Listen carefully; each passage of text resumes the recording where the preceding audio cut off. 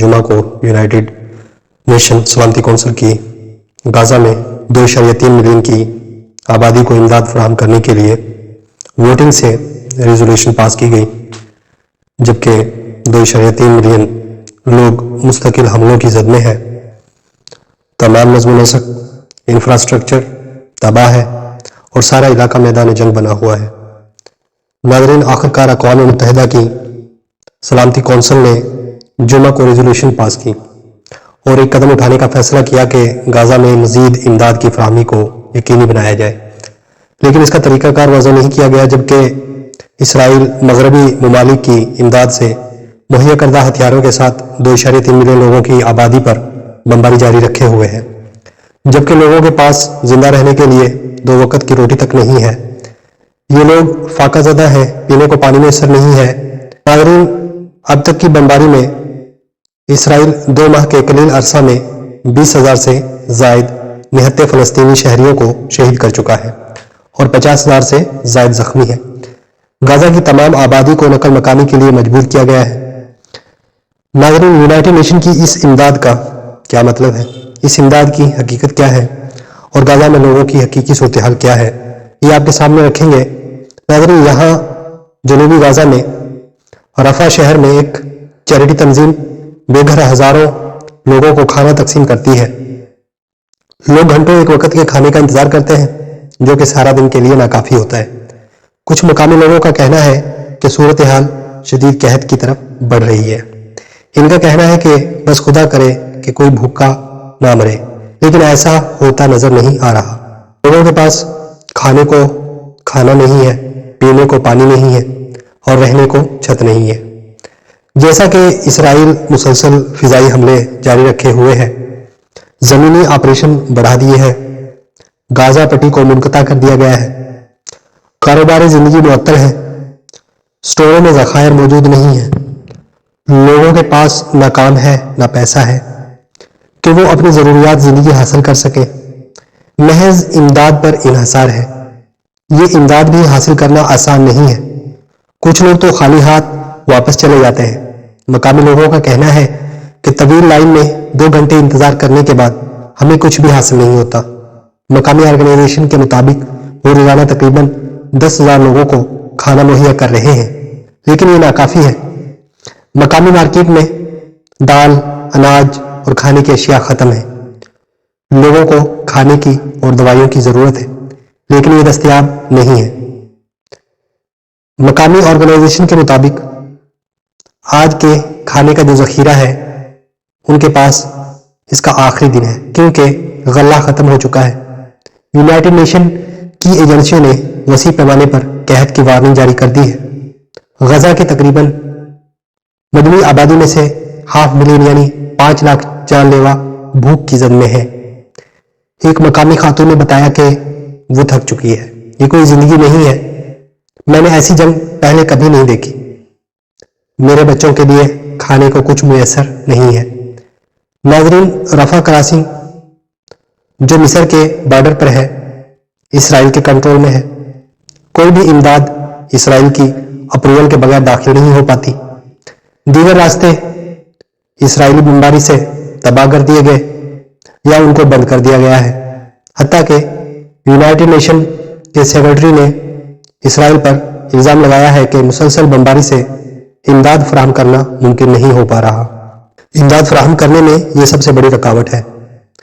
UN के secretary general ने Israel से कहा है कि वो कमर्शियल सरगर्मियों पर पाबंदी को ख़त्म करे। अस्पतालों के मनाजर इसराइली मजालिम के गवाह हैं।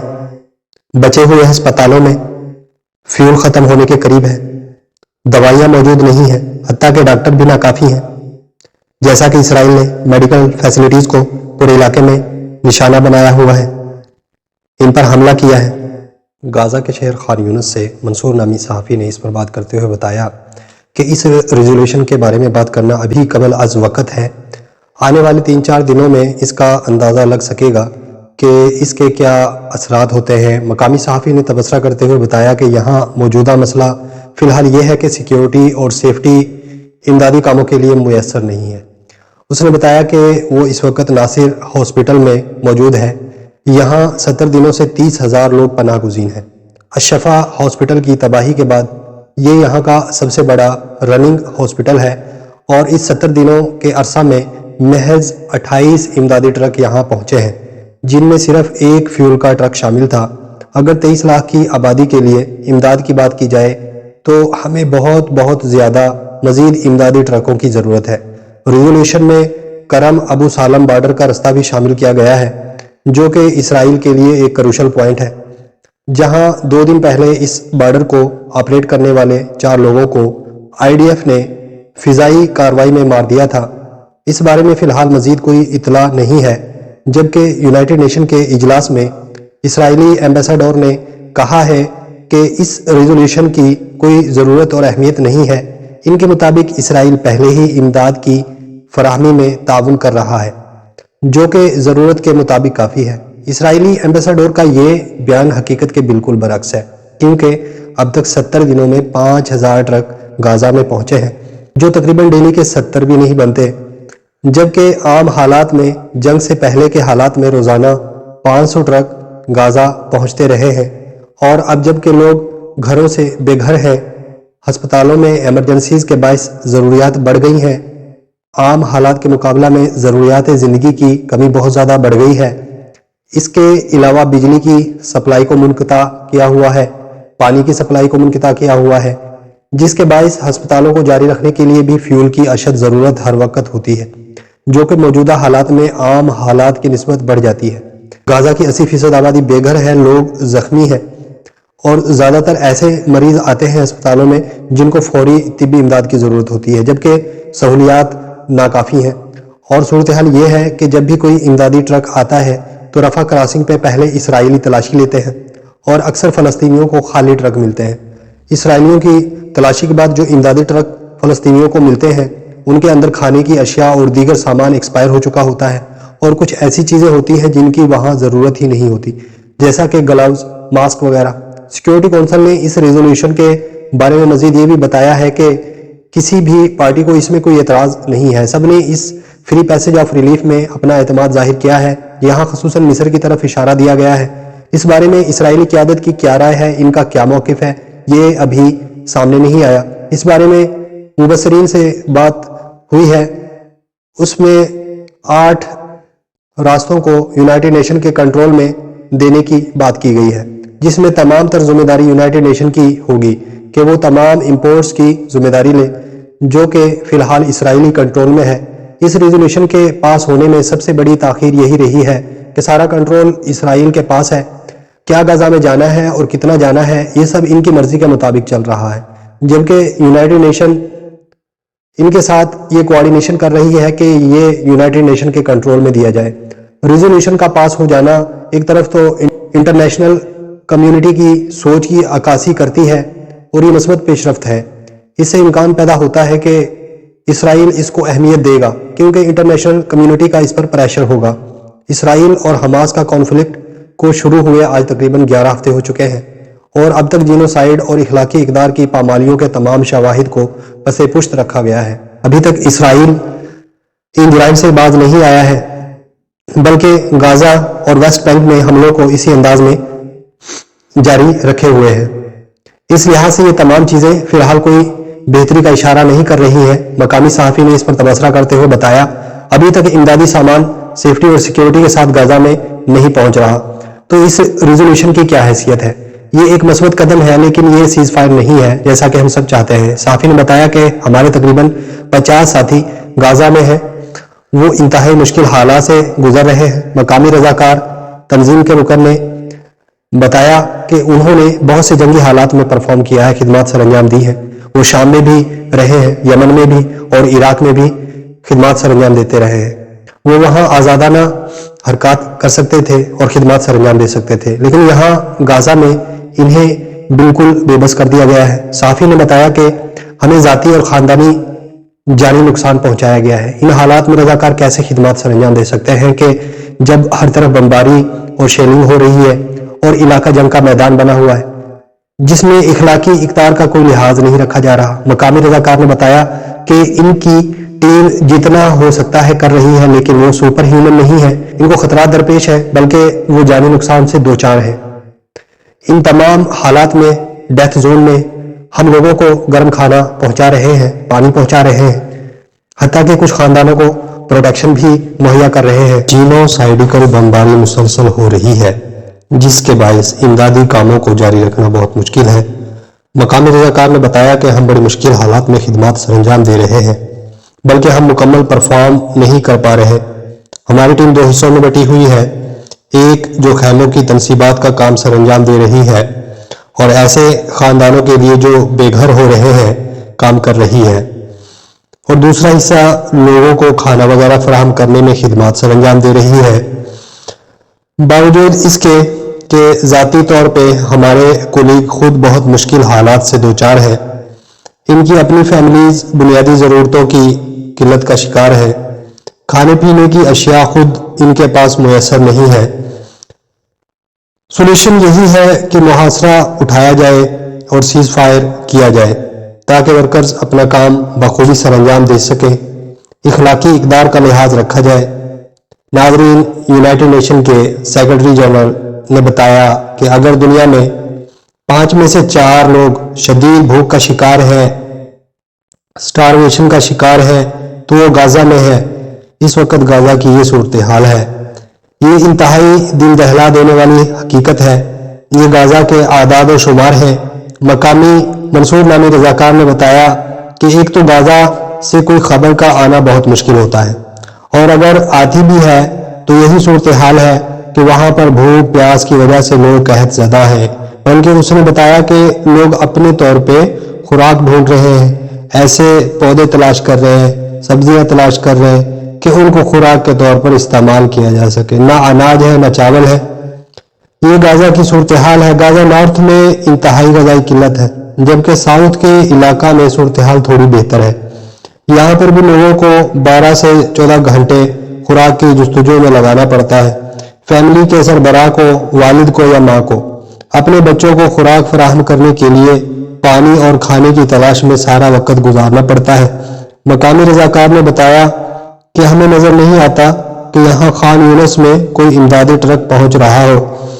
مقامی تنظیم کے رضاکار نے بتایا کہ ہو سکتا ہے رفح میں کچھ صورتحال بہتر ہو، لیکن خان یونس میں ایسا نہیں ہے۔ یونائٹڈ نیشن کی ریزولوشن سے کچھ امید ہے۔ کولڈ اور ونٹر کا موسم آ چکا ہے، فلو کا بھی زور ہے، وبائی امراض کا اندیشہ ہے اور لوگوں کو شدید مشکلات کا سامنا ہے۔ لوگوں کو امداد کی ضرورت ہے جتنا جلد ممکن ہو سکے۔ یہ بین الاقوامی اداروں کی اہمیت کا اور ساخت کا سوال ہے کہ انسانی امداد کو جاری کیا جائے، تقاضوں کے مطابق ضروریات کو پورا کیا جائے، غذائی قلت کو پورا کیا جائے۔ دشمنی اور جنگی تقاضوں سے بالا تر انسانیت کو ترجیح دینا یہ بین الاقوامی اداروں کا کام ہے۔ یونائٹڈ نیشن نے اعتراف کیا ہے کہ غزہ کی تمام آبادی قحط کی انتہائی سطح پر پہنچ چکی ہے۔ اس زمن میں سیز فائر بہت ضروری ہے تاکہ امداد اور رضاکار مطلوبہ مقامات تک رسائی حاصل کر سکیں اور لوگوں کی مدد کو پہنچ سکیں۔ ناظرین، یہ نہتے لوگ ہیں اور معصوم بچے ان میں شامل ہیں۔ مقامی صحافی نے بتایا کہ گزشتہ جنگوں میں اور اس جنگ میں بہت فرق ہے۔ گزشتہ جنگی حالات میں ان کے کولیگ نارتھ ایریا میں قیام کر سکتے تھے، اپنی خدمات سر انجام دے سکتے تھے، صورتحال کو مانیٹر کر سکتے تھے، جو اس وقت موجودہ صورتحال میں بہت بڑا چیلنج ہے۔ گزشتہ جنگوں میں حقیقی حالات کی بروقت رپورٹ کرنا ممکن تھا، جبکہ اس صورتحال میں نہ تو حقیقی رپورٹ کا اندازہ ہے اور نہ ہی لوگوں کی حقیقی صورتحال کا اندازہ ہے۔ سابقہ صورتحال میں رضاکار صحافی تنظیمیں مکمل غزہ میں سرگرم ہوتی تھی، فعال ہوتی تھی، کہیں بھی آ جا سکتی تھی، جو موجودہ صورتحال میں ممکن نہیں ہے۔ یہ بین الاقوامی صحافی اور دیگر پروفیشنل برادری کی بھی ذمہ داری ہے کہ وہ اپنے غزہ میں موجود صحافی برادری اور دیگر رضاکاروں کی آواز بنے، اس کی اہمیت کو اجاگر کریں۔ مقامی صحافی نے بتایا کہ میں 1 عشرہ تک غزہ میں رہا ہوں۔ ایسے حالات میں انٹرنیشنل سٹاف کا ہونا اور ان کو حفاظت مہیا کرنا یہ ایک بہت ضروری کام ہوتا ہے۔ ناظرین، کچھ آرگنائزیشن جیسا کہ آکسفام کے مطابق سٹارویشن یعنی قحط جیسے حالات پیدا کرنا ایک اجتماعی سزا یعنی کولیکٹیو پنشمنٹ کو ہتھیار کے طور پہ استعمال کیا جاتا ہے تاکہ لوگوں کو مجبور کیا جا سکے کہ وہ علاقے کو چھوڑ دیں، خالی کر دیں بین الاقوامی قوانین کے طور پر تو اسرائیل کی ذمہ داری یہ ہے کہ وہ اپنے مقبوضہ علاقوں میں لوگوں کو سیکیورٹی مہیا کرے اور ان کو خوراک مہیا کرے جن لوگوں پر وہ قابض ہے، جبکہ تمام جو بارڈر ہیں ان پر اسرائیل کا کنٹرول ہے۔ وہ اپنے قابض علاقوں میں سہولیات فراہم کرنا تو دور، وہ اس میں رکاوٹ بنا ہوا ہے۔ اس کے علاوہ زرعی رقبہ کو تباہ کر دیا گیا ہے، گرین ہاؤسز کو تباہ کر دیا ہے، جو بھی غذا کے ذرائع ہیں ان کو ختم کر دیا ہے۔ اس کے علاوہ دیگر ضروریات زندگی کے ذرائع کو تباہ کر دیا ہے۔ ایسی کوئی وائلیشن نہیں یا ایسا کوئی جرم نہیں جس کا ارتکاب نہ کیا گیا ہو۔ خوراک کی فراہمی کو منقطع کرنا، پانی کی سپلائی کو متاثر کرنا، اس کے علاوہ بیکری کی مارکیٹس پر بمباری، سٹرابری کے کھیتوں پر بمباری، لوگوں کے کاروباروں پر ضروریات زندگی مہیا کرنے والی چھوٹی بڑی دکانوں کو تباہ کرنا، یہ سب کچھ اسی مقصد کا منصوبہ ہے کہ لوگوں کو علاقہ چھوڑنے پر مجبور کیا جائے۔ ناظرین، اگر غزہ میں امداد کے طور پر 100، 200 یا 300 ٹرک پہنچتے ہیں تو یہ سبھی ٹرک کھانے پر مشتمل نہیں ہوتے۔ ان میں زیادہ تر ایسی اشیاء ہوتی ہیں جن کی لوگوں کو ضرورت نہیں ہوتی۔ اصل میں یہ ٹرک بارڈر پر اسرائیلی چیکنگ کے بعد گزر سکتے ہیں۔ وہ آگے جانے ہی ایسے ٹرکوں کو دیتے ہیں جن کا لوگوں کو کوئی فائدہ نہ ہو۔ یہ بین الاقوامی قوانین کی بہت بڑی خلاف ورزی ہے۔ نارویجین ریفیوجی کونسل نے یہ واضح کیا ہے کہ سٹارویشن یعنی بھوک کے حالات پیدا کرنا یہ ایک ہتھیار ہے۔ لوگوں کو یہاں سے منتقلی پر مجبور کیا جائے، یہ اس کا مقصد ہے، اور کونسل اس کے علاوہ کچھ نہیں کر سکتی کہ وہ اس بارے میں بین الاقوامی اداروں کو مطلع کرے کہ وہ اسرائیل پر دباؤ ڈالیں کہ وہ امدادی سامان کی رسائی کو ممکن بنانے میں تعاون کرے۔ اس کے علاوہ بین الاقوامی ادارے سیز فائر کروانے کے لیے اسرائیل پر دباؤ ڈالیں تاکہ خوراک، پانی، بجلی اور انٹرنیٹ کی سہولیات کو بحال کیا جائے۔ کم از کم لوگ اپنے عزیزوں سے رابطے میں رہ سکیں، یہ معلوم کر سکیں کہ وہ زندہ بھی ہے کہ نہیں۔ جب تک ان امور پر عمل درآمد نہیں کیا جاتا تو کسی بھی قسم کا اقدام بے فائدہ ہے۔ ویسے تو تمام انسانی طبقات غزہ میں خطرات سے دوچار ہیں، لیکن اس دوران حاملہ خواتین کا خطرات سے دوچار ہونا نہایت ہی سنگین معاملہ ہے۔ بتایا جا رہا ہے کہ ہسپتالوں میں سہولیات میسر نہیں ہیں، شیرخوار بچوں کے لیے دودھ اور بیبی فارمولا تک دستیاب نہیں ہے۔ ناصر ہاسپٹل سے ایک رضاکار نے بتایا کہ وہ اس وقت وہاں موجود ہے۔ یہاں پر شیرخوار بچوں اور حاملہ خواتین کی بڑی تعداد موجود ہے۔ مزید بتایا کہ 5 دن پہلے اسرائیلی ٹینک نے ہسپتال کے 3rd فلور جہاں میٹرنٹی وارڈ ہے کو ہٹ کیا، اور جس کے نتیجے میں ایک خاتون جاں بحق ہوئی اور بہت سے شیرخوار بچے اور حاملہ خواتین زخمی ہوئی۔ خوش قسمتی سے جو گولا داغا گیا وہ پھٹ نہ سکا، ورنہ بہت زیادہ نقصان متوقع تھا۔ یہاں ناصر ہاسپٹل میں امداد فراہم نہ ہونے کی وجہ سے سہولیات کی کمی ہے، ہائیجینک تقاضوں کو پورا کرنا ممکن نہیں، بیبی فارمولا دستیاب نہیں، بچوں اور عورتوں کے لیے ڈائپر اور پیڈز دستیاب نہیں ہیں۔ کیونکہ اس وقت غزہ میں مینوفیکچرنگ یونٹ فعال نہیں ہے، ان کو یا تو تباہ کر دیا گیا ہے یا بجلی کی عدم دستیابی کی وجہ سے وہ غیر فعال ہے۔ تو یہاں سہولیات کی فراہمی صرف امداد کے ذریعے ہی ممکن ہے۔ یونائٹڈ نیشن کی ریزولوشن کی کامیابی کا انحصار اسی پر ہے کہ ان ضروریات زندگی کو مہیا کیا جائے، جیسا کہ بیبی فارمولا کی دستیابی، خواتین کی ضروریات، پیڈز وغیرہ، غذائی ضروریات اور دیگر ہسپتال کی اہم ضروریات کو فراہم کیا جائے۔ حقیقت یہ ہے کہ یہ چھوٹے چھوٹے وقفے لوگوں کی ضروریات کے لیے جو کہ انتہائی زیادہ ہیں ان کو پورا کرنے کے لیے کافی نہیں ہے، اور اس زمن میں صرف اسرائیلی قیادت پر انحصار کرنا کہ وہ اس میں تعاون کرے یہ غیر حقیقی رائے ہے، جبکہ وہ معصوم بچوں، عورتوں، سب کے لیے حیوانیت کے درجے کی نفرت اور رویہ رکھے ہوئے ہیں۔ بلکہ یہ کہنا بھی غلط نہیں ہوگا کہ اس کا زور ہی معصوموں پر چلتا ہے۔ البتہ یونائٹڈ نیشن کو اپنی ساتھی جماعتوں جیسا کہ NRC اور دیگر کے ساتھ مل کر مکمل ذمہ داری سے اس عمل کو تکمیل تک پہنچانا ہوگا۔ انٹرنیشنل کرائمنل کورٹ ICC کو اپنی ذمہ داری پوری کرنا ہوگی۔ اس زمن میں ICC کا پروسیکیوٹر کریم خان ایک متنازع انسان ہے جو ابھی تک غزہ پر جاری جینوسائیڈ کے خلاف کوئی مثبت موقف تک نہیں دے سکا۔ ذرائع کے مطابق یہ قادیانی ہے اور اس کو اپنی کمپین میں اسرائیلی، امریکی اور برطانوی حمایت حاصل رہی ہے۔ انصاف کا تقاضا یہ ہے کہ منصف غیر جانبدار ہو۔ ساری دنیا دیکھ رہی ہے، اسرائیلی ملٹری جینوسائیڈ کارروائیاں کر رہی ہے، معصوم بچوں، حاملہ خواتین اور نہتے شہریوں کو جان بوجھ کر نشانہ بنایا جا رہا ہے، عبادت گاہوں کو نشانہ بنایا گیا ہے، کھانے پینے کے ذخائر کو تباہ کیا گیا ہے، فصلوں کو تباہ کیا گیا ہے، حتیٰ کہ ہسپتالوں تک کو بمباری سے تباہ کیا گیا ہے۔ یہ 153 ریاستوں کی پارٹی پر بین الاقوامی اداروں کی قابلیت پر سوالیہ نشان ہے۔ ہر معصوم جان جس کا یہاں خون ہوا ہے، اس کا داغ ان انٹرنیشنل باڈیز کے اوپر ہے۔ یہ معصوم روحیں انصاف کا تقاضا کرتی ہیں۔ دنیا میں امن انصاف سے ہی ممکن ہے۔ ظلم و زیادتی سے دنیا امن کا گہوارہ نہیں بن سکتی، بلکہ جہنم کا گڑھا ہی بن سکتی ہے۔ خدا ہمیں حق کا ساتھ دینے کی توفیق دے۔